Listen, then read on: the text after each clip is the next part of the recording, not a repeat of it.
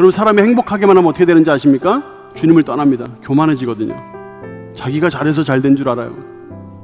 사람이 슬프기만 하면 어떻게 되는지 아십니까? 좌절해서 인생을 포기하고 싶은 마음이 생깁니다. 근데 이것이 함께 서로 공존해야 된다는 거예요. 고통스럽고 힘든 어려움 가운데 있을 때 나를 회복시키시고 구원하실 그 주님을 바라보며 행복을 느껴야 한다는 것입니다. 행복이 충만하고 세상에 좋은 일이 많을 때 불행을 겪고 있는 사람들을 볼 줄 아는 눈이 있어야 한다는 것입니다. 내 삶에 고통과 어려움이 없지 않고 그 위기를 볼 줄 아는 눈이 있어야 한다는 것입니다. 그래야 이 슬픔이 행복과 상호 공존할 뿐만 아니라 상호 견제를 해서 너무 기쁘지만은 않도록, 또 그렇다고 너무 슬프지만은 않도록 하는 성숙한 신앙을 가지게 된다는 것입니다.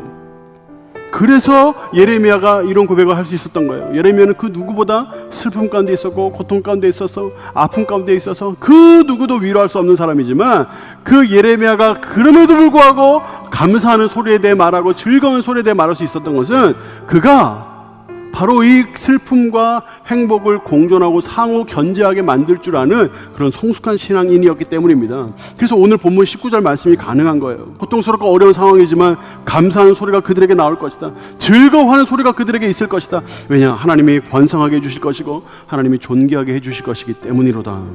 고통이 찾아오잖아요. 그러면 저는 이렇게 추천해드리고 싶어요. 고통이 오면 고통을 자세히 들여다보세요. 슬픔을 맞닥뜨리세요. 자세히 들여다보세요. 거기에 예수님 계십니다.